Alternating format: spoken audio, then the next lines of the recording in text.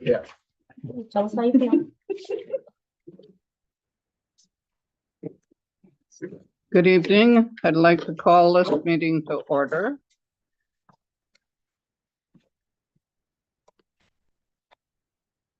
Do we have a motion? Yes. A mover and a seconder.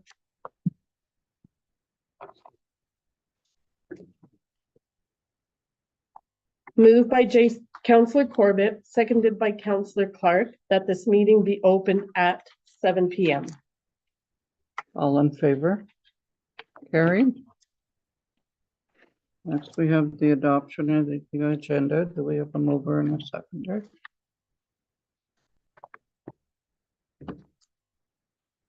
Moved by Councillor McInnes, seconded by Councillor Corbett, that the agenda presented to council and dated the 10th day of June 2025 be adopted as presented. All in favor? Carried. Any disclosure or pecuniary interest and general nature thereof?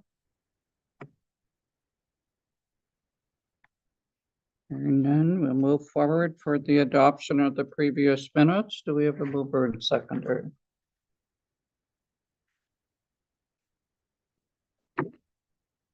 Moved by Councillor McInnes, seconded by Councillor Featherstone, that the minutes of the regular council meeting of May 27th, 2025 be adopted as circulated.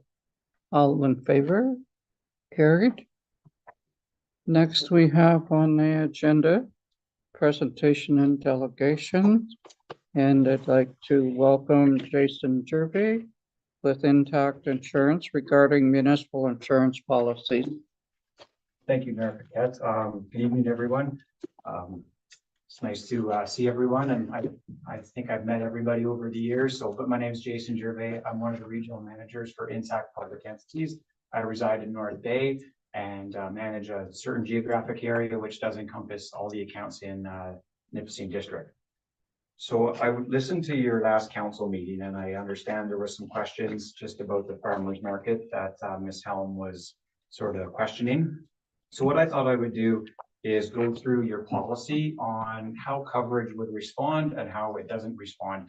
I don't want to make the decision for you on whether you're not going to hold a farmers market, but what I want to do is give you the information to help make an informed decision. And whenever I listened to that last council meeting, there was some dialogue, and I think all the councillors were pretty much on the right page, on the right track on how they thought coverage would or wouldn't respond. So I'm just sort of reinforcing what you already know. So the first part, the Intact Public Entity provides a municipal insurance program for the municipality, and it has 13 different policies, and those 13 different policies protect all your liabilities and all your assets. So you have a property policy protecting all your buildings, contents, equipment, your auto policy, obviously your automobiles, your errors and omission, various other policies, but the one we want to focus on today is liability.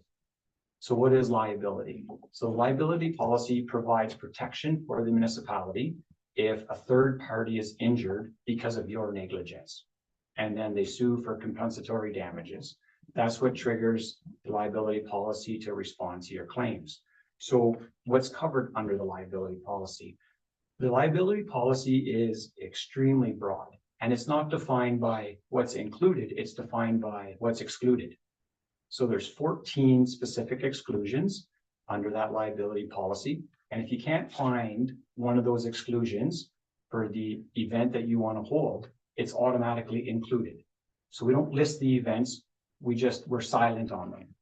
So for instance, if you want to have an air meet, well, that's a specific exclusion under the policy. You need an aviation policy.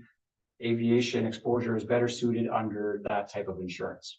So we would exclude it under that policy. If you wanted to do, drag racing, once again, that's better suited under an auto policy. There'll be better protection there. It's not part of the standard operations that a municipality has. So we want to ensure the standard operations for not just your municipality. We insure over almost half of the municipalities in the province of Ontario. So we've seen all different types of exposures and we cover them all. Some of the exposures warrant an additional charge for the additional risk. So, and that would be based on what the event is, how many people are attending, maybe there's alcohol.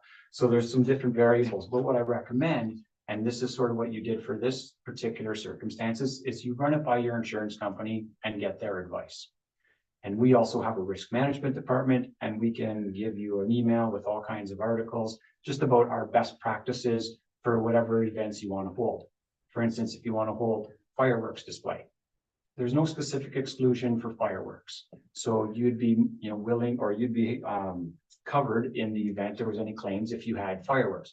But what we'd like to know is that you're holding this fireworks event. And then we'll give you our best practices to try and make it as safe as possible so nobody gets injured.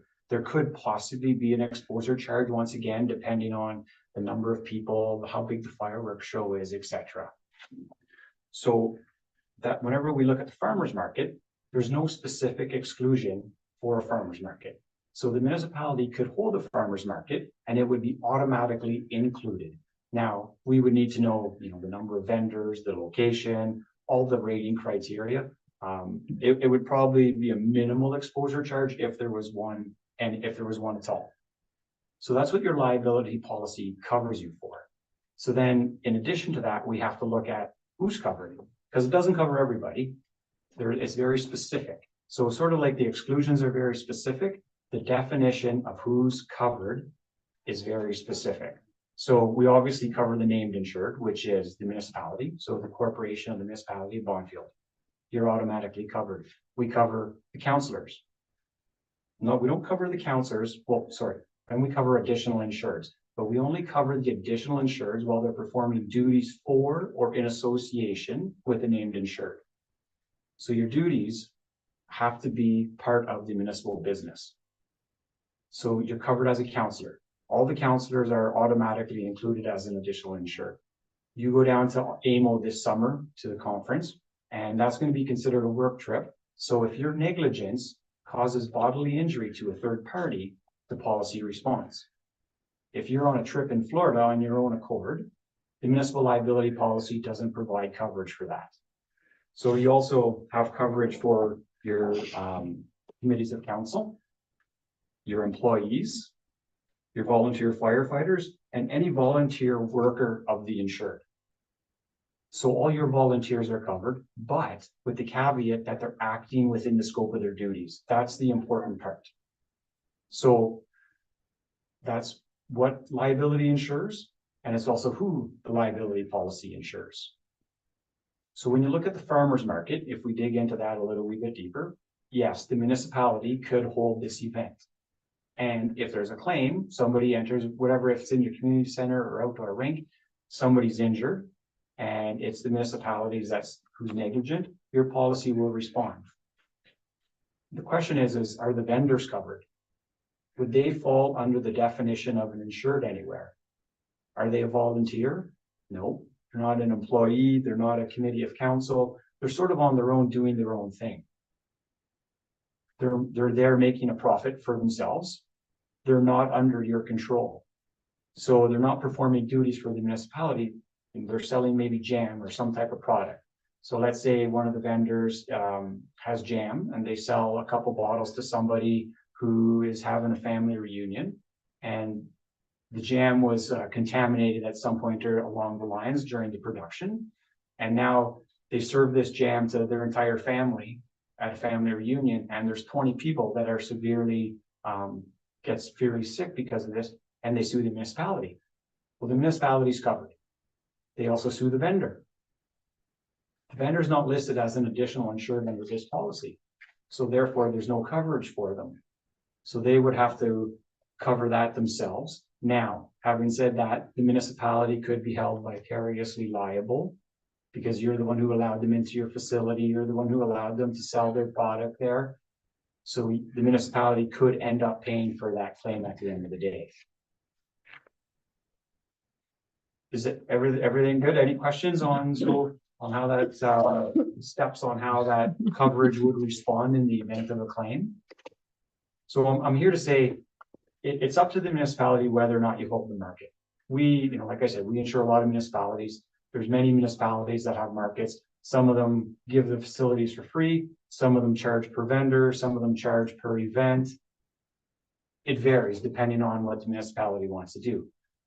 none of them provide insurance for the vendors through the municipal program.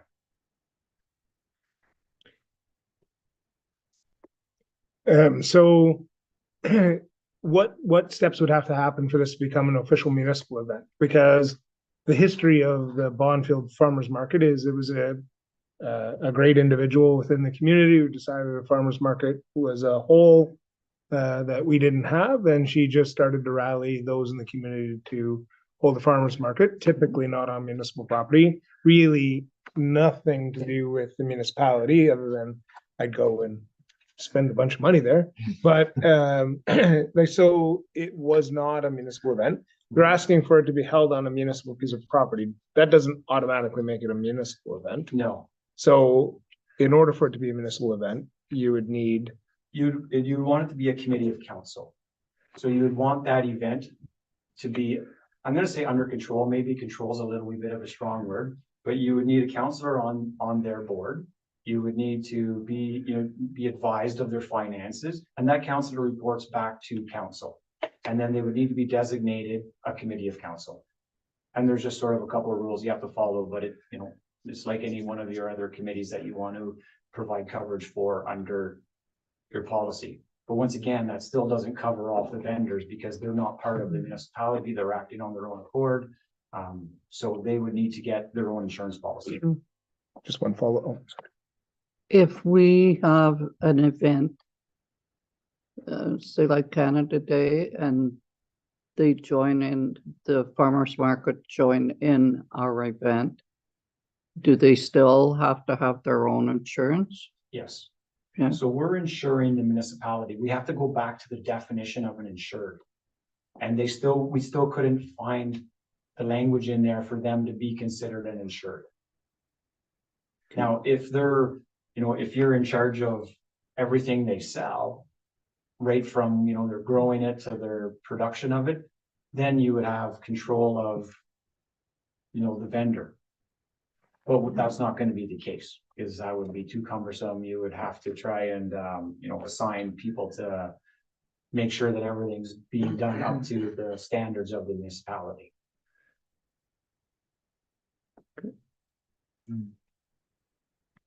And it's just not as simple as we can't just pass a resolution to say that this is a municipally sanctioned event. You can. Wouldn't necessarily translate into insurance coverage It unless. doesn't translate, it covers the municipality. Okay. And it covers the municipality and your additional insurers. So if you have volunteers out there working, it's gonna cover your volunteers while acting within the scope of their duties.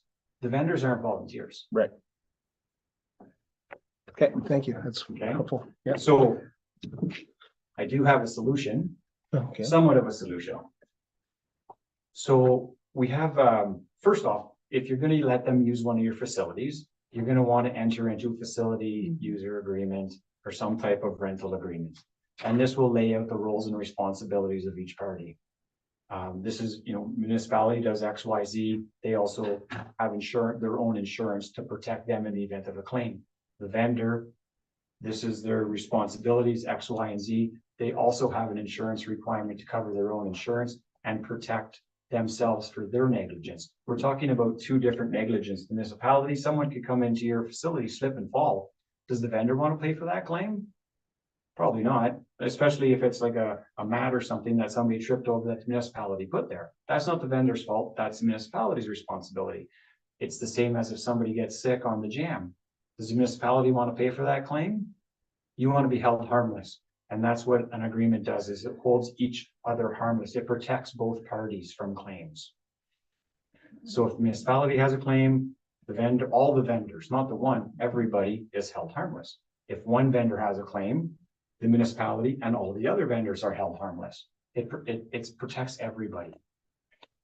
So for those rental agreements, if you don't have a standard rental agreement, you can draft one, send it in to us. We have a paralegal, our risk management department, and once again, those best practices. We'll come back with some language in there that would help protect the municipality the best.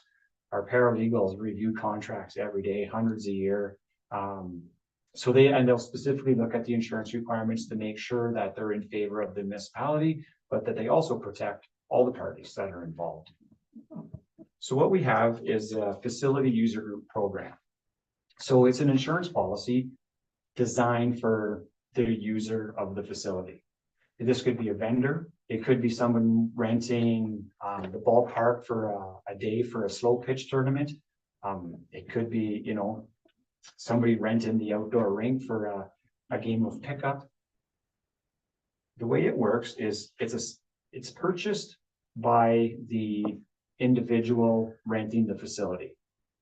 So it's a separate policy. I was talking about the municipal program. It's not part of the municipal program. It acts as a buffer between the municipal program and the person renting the facility. It's actually their policy. So the municipality administers it to make sure that the vendor or whoever is the third party has the insurance policy. But if there's a claim, it's not the municipality's policy that responds, it's the facility user group program that responds. It's just a separate piece of insurance. It would be very similar to one of those vendors going and getting their own insurance through their homeowner's policy, or maybe going to a broker and getting a PAL policy or something for a stag and doe that they want to hold. It's the exact same thing, except it's administered by the municipality.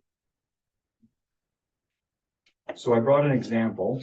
I thought it would be fitting to talk about seasonal markets. So we do actually have them list a seasonal markets listed as a third party that, or an event that we can insure. And then you look at how many people are going to be at the event. Is there going to be alcohol or no alcohol? And then how long is the event? So if the farmer's market is, you know, 1 to 50 people, the hourly rate is $3 an hour. So each vendor would have to spend, if it was 2 hours long and there was 1 to 50 people, each vendor has to pay $6 for their insurance policy for $2 million. For $5 million, it's a little bit more. It's, oh no, sorry, same. I don't have a $5 million sheet. Anyways, it would be a little bit more than the $3 per hour. If there's alcohol involved, once again, it goes up to $12 an hour. And then it increases as the exposure increases. I can send more information on the facility user group program to Nikki if you would like to further, you know, discuss it internally, or if you have other questions on it, we can address that now.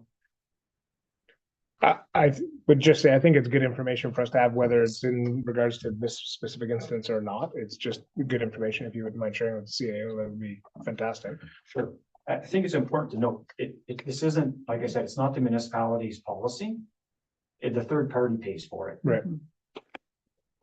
There'd be no minimum of users. If one's in, fine. If 10 want in, it doesn't matter. Yeah, so what we do is we ask for the anticipated amount of events that you're going to hold throughout the year, Right. as well as the locations.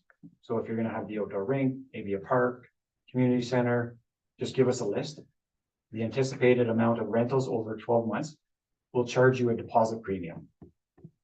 And then that premium, so then you in turn charge the third party. So you pay us and then they pay you. And then at the end of the year, we just reconcile it. So if you haven't used the number of events that you paid for, it stays in the program as the deposit premium for the following year. If you've exceeded it, that means the third parties have paid you more than what you've paid us. So then you just pay the balance. It's fairly straightforward. The only time it gets a little bit complicated is for the people, whoever administers it. You'd want to make sure you have maybe 1 or 2 people administering it and make sure that they follow the log sheet, because it can get a little confusing if they don't follow the log sheet properly. It gets confusing when you're reconciling at the end of the year. But there's a list of all the events that are excluded, and then there's a list of all the events that are covered. If you don't see your event in either of those sections, you call us. And then we tell you, because sometimes there's just events in there we don't know about, or that we need to know we don't know how to rate for unless we know more information. Any more questions? That's good. Good. I would like a copy of the information as well to review it. And I'd like to thank you for coming and explaining the the insurance, because we did have questions, and I know the farmer's market as well, they had questions, so thank you very much. Okay, well, thanks for having me and feel free to reach out at any time. I'm close, I'm local, fairly local, and yeah, I enjoy coming down and answering questions whenever anyone has them, so it'd be an honor to come back at any time. Okay, thank you very much. Thanks, Jason. Thank you. Okay, This is when you like duck out quick, so you don't, you can either be stuck in for the rest of the meeting or you, "Phew," yeah. Run. Yeah. Everyone have their fun. Yeah. next Enjoy the week, rest of the evening. Good everyone. night. Thanks. Good night. Jason. Thank you. next we have the question period. Nothing. Staff reports. None for this session. Then we have the adoption of committee members. Emergency Services Committee. Any comments on that? No comments. I think Sean is working his way, our new chief, working his way through, getting a lot of new volunteers and new members, a lot of new people interested. And I know they just had a public event this weekend with kind of in conjunction with the cases garage sale that they run. So the fire departments always run their car wash and everything on the same day. So I heard it was well attended, but I wasn't in the country to make it this year. So Thank you. We have one Motion. motion from the committee. Do we have over in a second, Dave?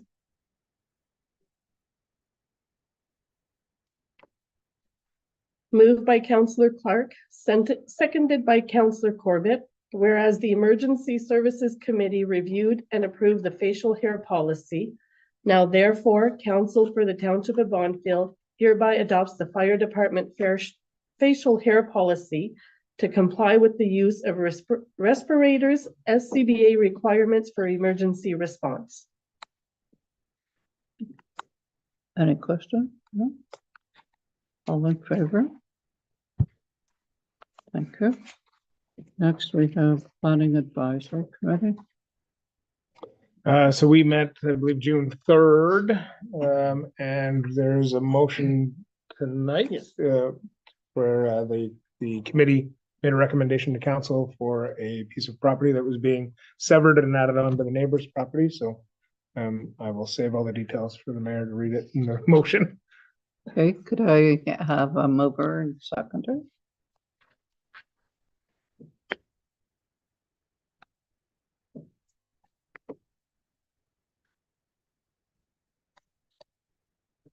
Moved by Councillor Featherstone, seconded by Councillor McInnes. Whereas the Planning Advisory Committee recommends to council that consent application B5 2025 LeBlanc Car Lot Addition be approved. Be it hereby resolved that council approves this recommendation along with the conditions and notes as set out on the attached decision of approval authority form. I would ask council to please sign the back.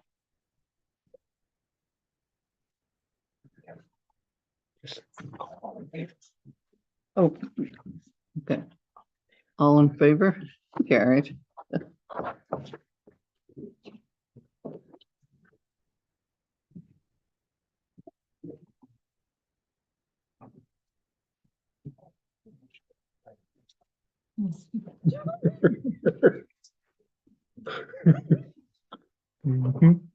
Loaded.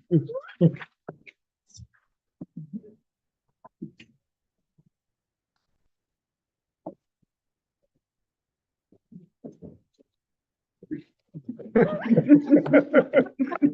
Teamwork. it back. Teamwork. Next, we have the Police Services Board meeting. There's no motions, right? No motion. But I would just like to comment that there is a report coming out that's required to be presented to council before the end of June. So if we could still stay on the agenda as well. we went to a conference last Monday, and we stayed in the Holiday Inn, was just up from the Holiday Inn where we stayed when we went Oh, to yeah? Amo. Oh. A lot nicer place. A great big pool, and Wow. not that I used the pool or anything, but was an interesting conference. Always on providing good policing, and we went for another training we left Monday because we had a training first thing in the morning on Tuesday morning. So up at 7 o'clock, breakfast from 7 to 8, like that's even worse than work. So we had that Monday or Tuesday, Wednesday, and Thursday morning. A hot breakfast, but you had to be there to eat it. But lots of sessions.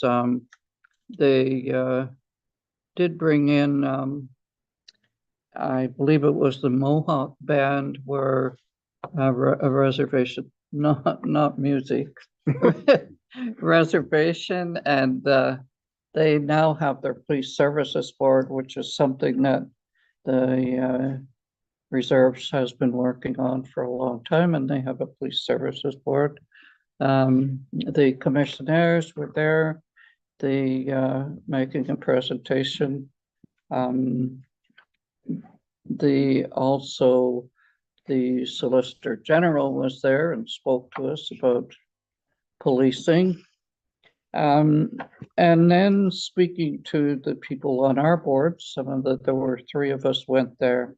And the concern was that the communities don't seem to acknowledge the police services board, or who's there, or what they stand for. One of the things that I had suggested in our meeting, you'll see that they talked about mailing out a handout or information. I don't know how effective that would be. One of the things I spoke about, and we'll probably go back in September again to see, possibly having an open house here in Bonfield Township at the community hall, where everybody will come. All 3 municipalities will come and possibly have the OPP present an information session, or just to get it out there that there is a police services board, and that takes care of all 3 municipalities, and maybe to have more information and better acknowledgement than what has been in the past.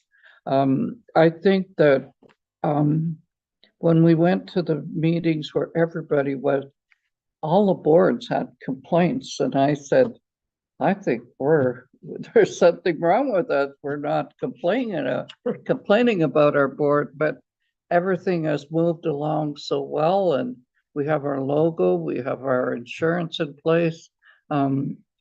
Everything is in order with the board, with the 3 municipalities, but maybe the only wish that we had was that we could get more out into the community and have the community recognize the board. Next, we have the Bonfield Library Board. Yeah, so we did meet on June 2nd. Just programming for the summer is going along nicely. They have a lot of things planned. Our partnership with Calvin is still going well. Nothing much else to report. Okay, no motion. One motion. One motion, Yes. okay. Do I have a mover and seconder?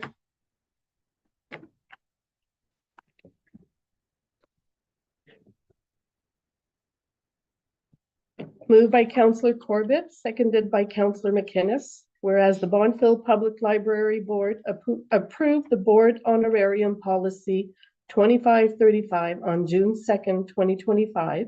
Now therefore, Council for the Township of Bonfield adopts the policy with an honorarium for appointed community members to the board, receive $25 per meeting to a maximum of 7 meetings per year. Any questions? All in favor? Carried. Next, we have items for discussion. I call Lorraine with respect to a letter regarding playground fundraising at a call, Lorraine. Any questions or? Well, I mean, just a comment, I mean, I read the letter, they're looking for a donation. I understand that they suggested the returns from the landfill. I don't support the returns from landfill, we're just trying to get our feet under us from a recreation committee and being able to do more things within our community with that funding. You know, our community deserves some great programming that could be significantly better, some more programming for kids and that kind of stuff. So I would hate to see it come out of the money that we're recouping from those donations that we get at the landfill.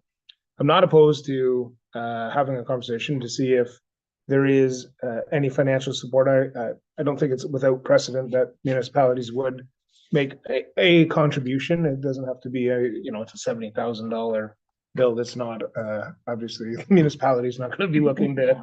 We could be a small player in that as well. I would imagine there's a ton of fundraising effort that's about to happen within the community. But I would first like to see what the board is going to be committing to. The school board is going to be committed to, and entering into that conversation with the school board to talk about the longevity of school and planning from the school board's perspective and how they plan to continue to integrate within our municipality. So I would like to have at least some of that information before committing to any sort of a donation, unless we're talking very minimal, like if we're in the hundreds of dollars, then Kind of what yeah. I was, as part of the donation. I mean, we could certainly put 200 towards it, as we do a lot of community things. 200 to 500 is what we would normally give within our, as long as it's within our donation budget. But I'm a little surprised that it's, that the school board is asking us for, or the school is asking the municipality for money. I would think that the school board would be picking this up. Also, Bonfield is very fortunate to have, we have 3 playgrounds for kids. And not that I think that this would be available to the community as well. But I think more information is needed here. So are you saying that if we still have funds in our donation that we could give to this? That's kind of how I read it. I mean, we cannot sustain 50,000 to 75,000.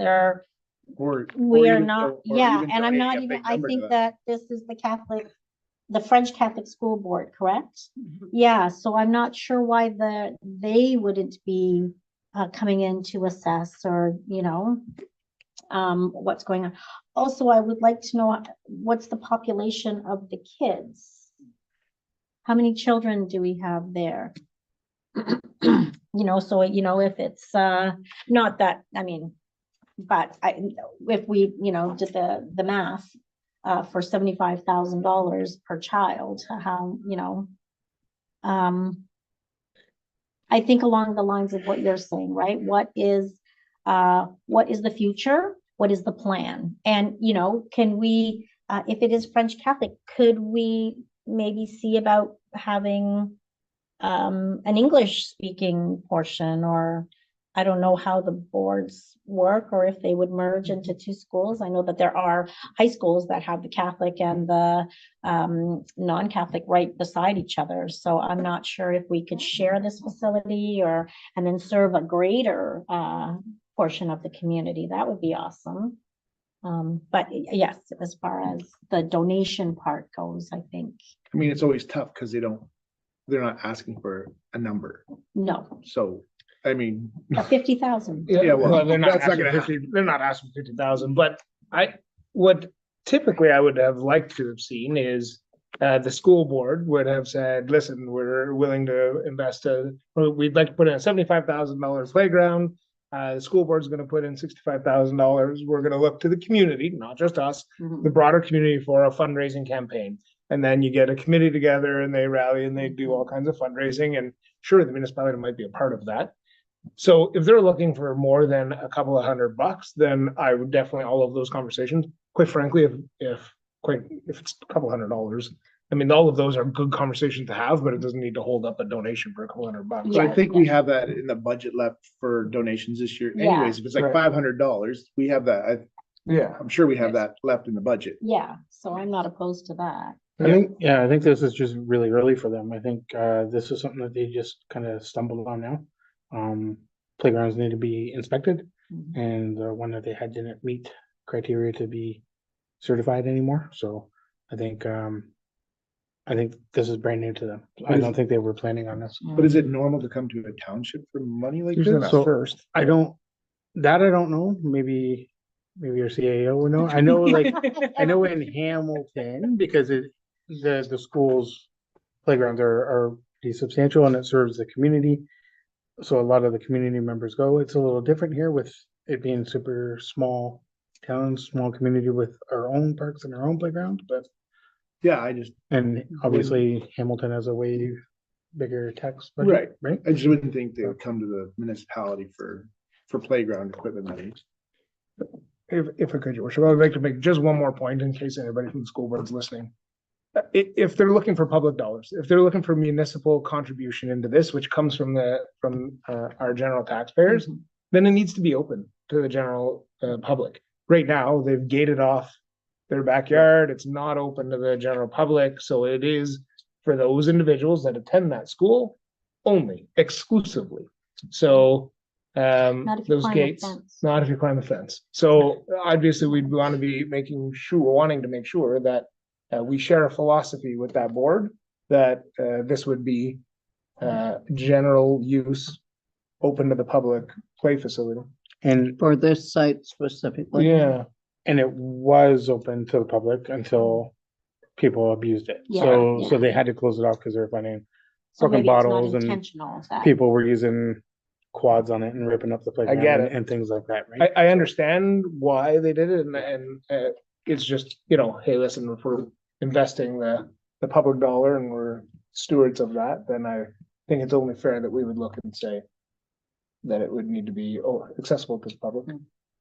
Yeah, I mean, we're running, we're running our own recreation programs, and I think that money could serve the community better. Absolutely. Do we need to make a decision tonight? No, Should we wait for more information? We can do that. We can defer it till our next meeting. Maybe that might. That might give us a chance to get more information. I certainly could support if we say we have $200 to $500 to contribute towards raising the funds for it, but there's no way that we could have it. Would have to be something in our budget and it would be much more, right? So I don't see that neither, but I could agree to give it what we have in our donation. If I may, just to clarify, I was approached by a member of the parent group. So you'll see that the letter doesn't have the school board letterhead or anything. So this is really coming from the parent group, which is just from the principal, I imagine is just the official to say that this isn't just a name. They are doing some fundraising for that. In the conversation, they did say that the playground, I mean, other than it's gated for the reasons that Councillor Featherstone was saying, it's gated, but it is open to the public. It would be accessible for the community to use as well. And I think they're happy with the $200 to $500 donation as well. Okay, Yeah, I'm good with it, Me I'm too, good with yeah. $500. I mean, Yeah. it's, Yeah, maybe we don't need to delay. Yeah, I mean, yeah, if we can do for that. $500, Yeah, if it's gonna, Yeah, I'll like do- a one-time $500. yeah. I'm sure this won't be the first ask and won't be the last that we hear of the playground. This is gonna be a multiple year project for them and Yeah. well, I if mean, we can assist with, fundraising, advertising for them or assisting that way as part of the community, I can see that. Well, I know that they always, in the past, they've struggled to keep that school open with the small enrollment. Say at one time, I know there was just in the low 40s of the little children that were in that school. And Is there no appetite to open that up to, That's a like, conversation to- bigger than this table. yeah, I know, Yeah, I it's a- know, It's I a know. heritage school. It's a French heritage. school. I wouldn't they- be the one to ask. Yeah. Yeah. Nor want to answer. I know. Okay, Want so me to repeat it just to see you? Okay. do we, So that the council for the township of Bonfield agreed to donate $500 to the Nicole Lorraine's new playground equipment fundraiser. for playground? I'll move that. Wilbur and a seconder. Yeah, Um, Donna and Jason.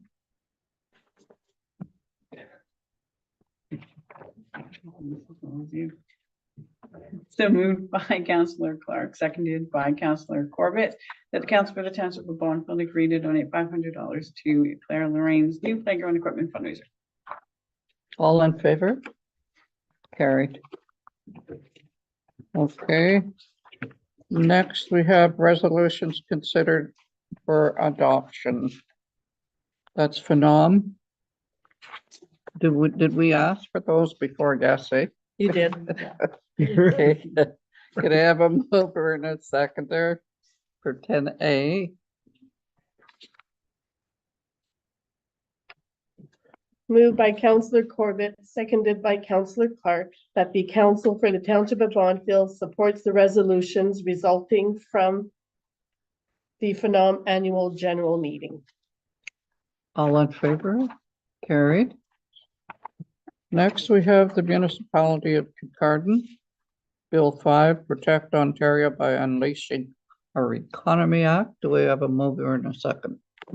We do, but they've already passed this now. Yeah, this is- Yeah, so we're, this motion is to reject it. The province has already passed this. I mean, I think we With need to, amendments, eh? yeah, but we need to send a message anyway. So I think we will still say yes to this, right? Who was the seconder? Sorry. No, I have you. Okay. Moved by Councillor McInnes, seconded by Councillor Featherstone, that council for the township of Bonfield supports the municipality of Kincardine in formally requesting that the Ontario government reject Bill 5. All in favor? Carried. Next, now we have corresponded. So I'll ask if you want to put it on our agenda for next council meeting. Correspondence. AMO policy update. Province introduces Bill 30. You want that on there? You want to support it?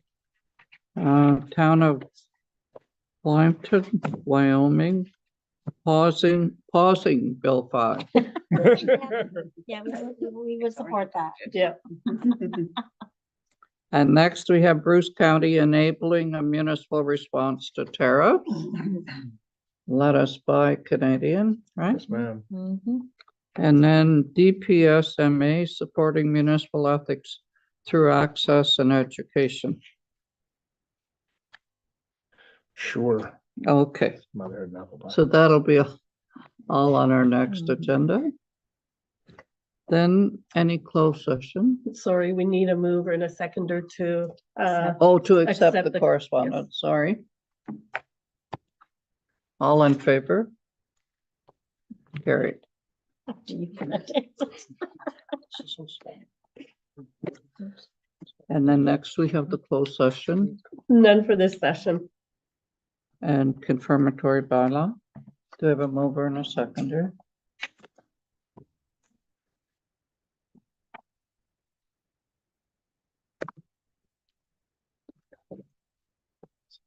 Moved by Counselor Corbett, seconded by Counselor McInnes, that the council for the township of Bonfield hereby adopts bylaw 2025-26 to confirm the proceedings of council from May 27th, 2025 to June 10th, 2025, as presented and is considered read 3 times and passed this 10th day of June, 2025. All in favor? Carried. Next, do we have a mover and a seconder for the adjournment? No?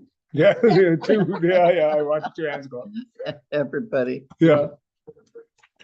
Moved by Counselor Featherstone, seconded by Counselor Clark, that this meeting be adjourned at 7:45, 7:25. 4 or 5. 45. 7:45. All in favor? Carried. Meeting is adjourned. Alex, Okay. we didn't have you say a word. No, not tonight. That's why I went so fast.